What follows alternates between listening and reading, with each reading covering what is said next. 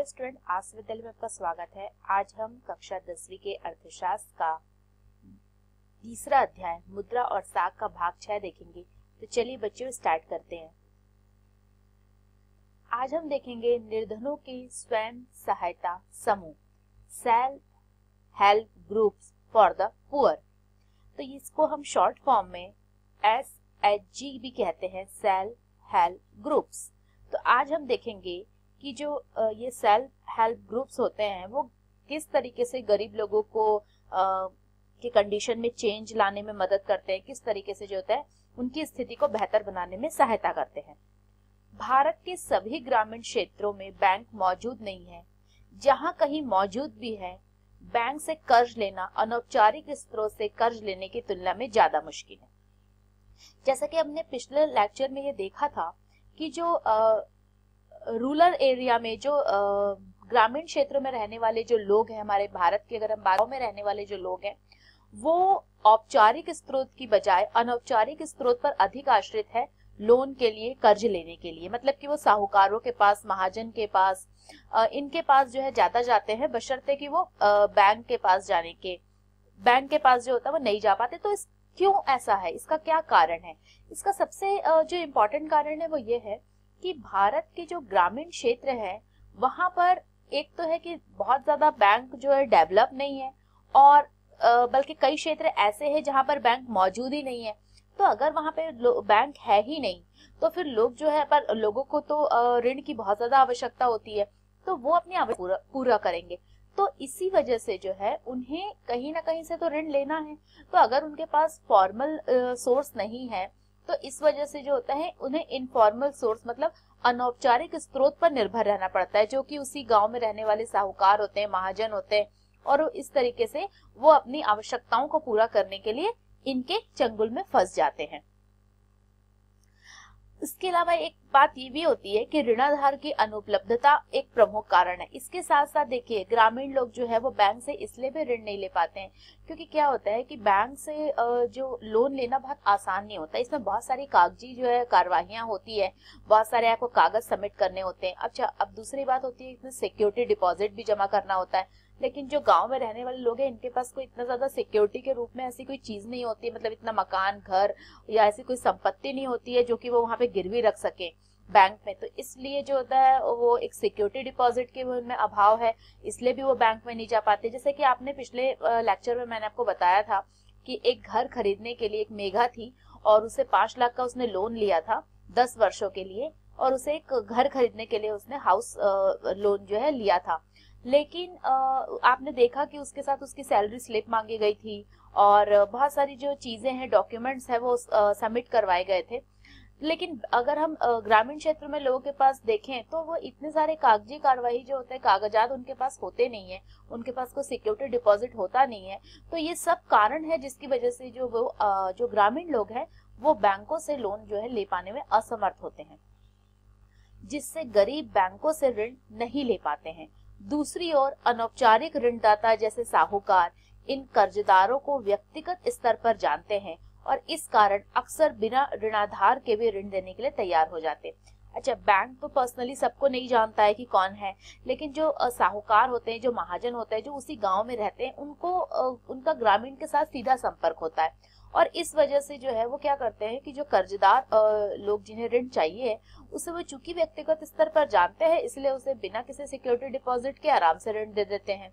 और ऋण वो इसलिए भी देते हैं और इसलिए कि ताकि वो ज्यादा से ज्यादा लाभ कमा सके।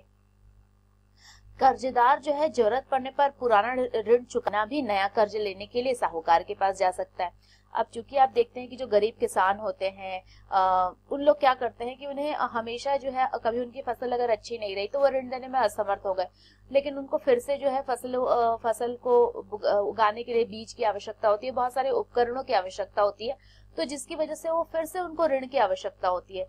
लेकिन पुराना ऋण तो चुका नहीं है।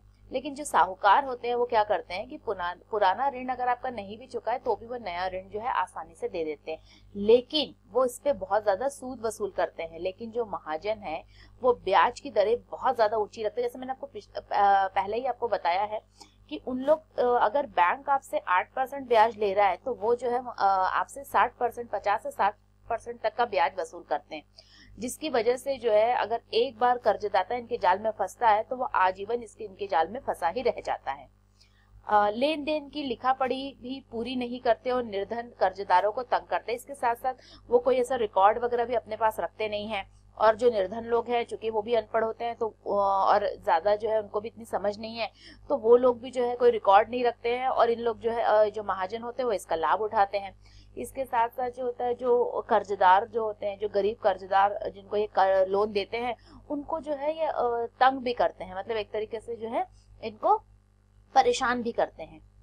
हाल के वर्षों में, लेकिन अगर हम कुछ वर्षों की बात करें अभी हाल फिलहाल में, तो लोगों ने गरीबों को उधार देने के कुछ नए तरीके अपनाने की भी कोशिश की है, और इनमें से एक विचार ग्रामीण क्षेत्रों के गरीबों विशेषकर महिलाओं को छोटे छोटे स्वयं सहायता समूह में संगठित करने और उनकी बचत पूंजी को एकत्रित करने पर आधारित है। तो अब जो है जो हमने बात की है एसएचजी की, तो ये जो सेल्फ हेल्प ग्रुप होते हैं, अब ये भी जो है गरीबों की कंडीशन को सुधारने में और उन्हें लोन प्रोवाइड कराने में बहुत इंपॉर्टेंट रोल प्ले कर रहे हैं, और इसमें महिलाएं भी विशेषकर होती हैं, और ये अपने छोटे छोटे जो होता है ग्रुप बनाते हैं, और जो पूंजी बचत जो भी वो बचत की हुई पूंजी होती है उसको एकत्रित उसको इकट्ठा करते हैं इन लोग। एक विशेष स्वयं सहायता समूह में एक दूसरे के पड़ोसी 15-20 सदस्य होते हैं जो नियमित रूप से मिलते हैं और बचत करते हैं। मान लीजिए एक गांव में 15-20 लोग हैं, आपस में वो मिल रहे हैं, और जो भी उनकी बचत होती है उससे वो जोड़ते हैं। प्रति व्यक्ति बचत 25 रुपए से लेके 100 रुपए की या अधिक हो सकती है, ये डिपेंड करता है लोगों पे। तो किसी की बचत 25 होती है, किसी की 100, किसी की 150 भी हो सकती है। तो यह परिवारों की बचत करने की क्षमता पर निर्भर करता है कि वो कितनी ज्यादा बचत कर सकते हैं। सदस्य अपनी जरूरतों को पूरा करने के लिए छोटे कर्ज समूह से भी कर्ज ले सकते हैं, और समूह इन कर्जों पर ब्याज देता है, लेकिन यह साहूकार द्वारा लिए जाने वाले ब्याज से कम होता है। तो ये जो एसएचजी है वो क्या होता है कि वो उनपे इंटरेस्ट तो लेता है इन लोन्स पे, लेकिन बहुत ही मिनिमम इंटरेस्ट रेट है जो होता है वो बहुत कम होता है। 1 या 2 वर्षों के बाद अगर समूह नियमित रूप से बचत करता है तो समूह बैंक से ऋण लेने के योग्य हो जाते हैं, क्योंकि उनकी ना एक सिक्योरिटी डिपॉजिट जो अभी तक नहीं है उनके पास, वो एक मनी उनके पास इकट्ठा हो जाती है जिसके द्वारा वो बैंक में भी लोन के लिए अप्लाई कर सकते हैं। और ऋण समूह के नाम पर ऋण जो होता है, जो लोन होता है बैंक, वो पूरे ग्रुप के नाम पर दिया जाता है। इसका मकसद सदस्यों के लिए स्वरोजगार के अवसरों का सृजन करना है। तो इस ऋण का यूज जो होता है वो अपने जो भी आवश्यकताओं के लिए कर सकते हैं, और इसके साथ साथ जो होता है रोजगार उपलब्ध कराने के लिए भी इनका प्रयोग किया जाता है। उदाहरण के लिए सदस्यों को छोटे छोटे कर्ज अपनी गिरवी जमीन को छुड़वाने के लिए, कार्यशील पूंजी की जरूरतें जैसे उनकी वर्किंग कैपिटल है, बीज, खाद, बांस और कपड़े खरीदने के लिए आदि के लिए, घर बनाने, सिलाई की मशीन, हथकरघा, पशु इत्यादि संपत्ति खरीदने के लिए दिए जाते हैं। तो ये सारे ही कारणों से इनको लोन जो है वो प्रदान किए जाते हैं। बचत और ऋण गतिविधि से संबंधित ज्यादातर महत्वपूर्ण निर्णय समूह के सदस्य स्वयं लेते हैं, कि कितनी बचत होनी चाहिए, लोन की एक्टिविटी कैसे होनी चाहिए, ये जो भी इम्पोर्टेंट डिसीजन होते हैं वो ग्रुप्स के सदस्य स्वयं लेते हैं। समूह दिए जाने वाले ऋण, उसका लक्ष्य, उसकी रकम, ब्याज दर, वापस लौटाने की अवधि आदि के बारे में निर्णय करता है।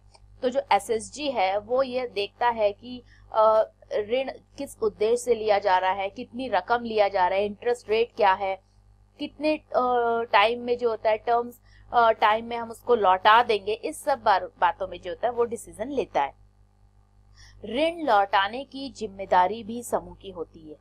अगर कोई ऋण जो होता है उसकी रीपेमेंट है तो उसकी रीपेमेंट की रिस्पॉन्सिबिलिटी किसकी होती है? इस ग्रुप की होती है। एक सदस्य अगर ऋण वापस नहीं लौटाता तो समूह के अन्य सदस्य इस मामले को गंभीरता से लेते हैं। इसी कारण बैंक निर्धन महिलाओं को ऋण देने के लिए तैयार हो जाते हैं जब वे अपने को स्वयं सहायता समूह में संगठित कर लेती हैं, यद्यपि उनके पास कोई ऋणाधार नहीं होता। अगर इनके पास कोई सिक्योरिटी डिपॉजिट नहीं होता है तो भी वो जो है बैंक वो ऐसे निर्धन महिलाओं को ऋण देता है, क्योंकि वो अपने आप को एसएचजी में जो है वो संगठित कर लेती है। इस तरह स्वयं सहायता समूह कर्जदारों को ऋणाधार की कमी की समस्या से उबारने में मदद करते हैं। सबसे पहले उन्हें समयानुसार विभिन्न प्रकार की आवश्यकताओं के लिए उचित ब्याज दर पर ऋण मिल जाता है और इसके अतिरिक्त यह समूह ग्रामीण क्षेत्रों के गरीबों को संगठित करने में मदद करते हैं। अगर हम देखते हैं कि जो एसएचजी है वो किस तरीके से जो है वह हेल्प करता है गरीबों का, तो आप देख सकते हैं कि सबसे पहला कि उनके पास सिक्योरिटी डिपॉजिट नहीं होता है, तो इसकी कमी को वो पूरा कर देता है। उसके साथ समय पर लोगों को एक अच्छे रेट ऑफ इंटरेस्ट पे, मतलब कि क्योंकि साहूकार तो बहुत ज्यादा रेट ऑफ इंटरेस्ट लेते हैं, तो एक उचित ब्याज दर पर उनको लोन मिल जाता है। और इसके साथ साथ वो क्या करता है कि जो ग्रामीण क्षेत्र में रहने वाले जो लोग हैं उनको भी एक तरीके से ऑर्गेनाइज करता है, आपस में संगठित करने का कार्य करता है। इससे न केवल महिलाएं आर्थिक रूप से स्वावलंबी हो जाती है, बल्कि समूह की नियमित बैठक के जरिए लोगों को एक आम मंच मिलता है जहां वह तरह तरह के सामाजिक विषय जैसे स्वास्थ्य, पोषण और घरेलू हिंसा इत्यादि पर आपस में चर्चा कर पाती है। अगर हम एसएचजी की बात करें तो इससे केवल आर्थिक रूप से ही लाभ नहीं मिल रहा है, बल्कि ये जो होता है सामाजिक स्तर पर भी बहुत ज्यादा कार्य कर रहा है। क्योंकि क्या होता है कि जब महिलाएं इसमें भाग लेती है, पार्टिसिपेट करती है, तो महिलाएं भी जो होता है सेल्फ इंडिपेंडेंट हो जाती है, स्वावलंबी हो जाती है। जब वो बैठकों में जाती है तो एक तरीके से सारी महिलाएं जब मिलती है तो उन्हें एक मंच प्रदान मिलता है जिसमें उनकी भावनाओं का, उनके सामाजिक जो बहुत सारे ऐसे क्वेश्चंस होते हैं, सोशल इश्यूज होते हैं, जैसे कि हेल्थ हो गया, न्यूट्रिशन हो गया, इसके अलावा डोमेस्टिक वायलेंस हो गया, तो इन सभी चीजों पर भी चर्चा होती है, विचार विमर्श होते हैं। तो इस तरीके से जो होता है ये एक प्लेटफॉर्म प्रदान करता है महिलाओं को। जैसा कि आप देख सकते हैं कि गुजरात में महिलाओं की स्वयं सहायता समूह की बैठक, जिसमें सभी महिलाएं जो है एकत्रित है, कुछ पुरुष भी यहाँ पर एकत्रित है, और किस तरीके से जो होता है उन्हें एक मंच मिला है ताकि वो अपनी आर्थिक जो प्रॉब्लम है वो भी शेयर कर सकें, उसके लिए भी कुछ निर्णय ले सके, और इसके साथ साथ जो होता है जो सामाजिक समस्याएं हैं उनको भी आपस में विचार विमर्श करके उनका भी निपटारा कर सके। So what did we learn today? आज हमने क्या पढ़ा और क्या सीखा? तो बच्चों आज हमने सबसे पहले देखा कि निर्धनों के स्वयं सहायता समूह, self help groups for the poor, किस प्रकार से एसएचजी जो सेल्फ हेल्प ग्रुप्स है वो गांव में रहने वाले जो ग्रामीण लोग हैं उनको लोन प्रोवाइड कराने में बहुत महत्वपूर्ण भूमिका अदा करता है। और इसके साथ साथ हम बोल सकते हैं कि न केवल आर्थिक स्तर पर बल्कि एसएचजी जो होता है वो सोसाइटी में चेंज लाने में भी बहुत ज्यादा हेल्पफुल दिखाई देता है।